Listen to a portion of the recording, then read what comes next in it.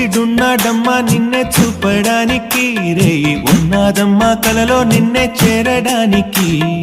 మాట మనసు సిద్ధం నీకే ఇవ్వడానికి, నా కళ్ళు పెదవి ఉన్నాయి నీతో నవ్వడానికి.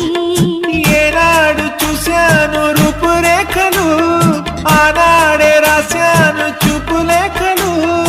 ఏ రోజు లేవమ్మా ఇన్ని వింతలు, ఈ వేళ నా ముందు ప్రేమ పుంతలు.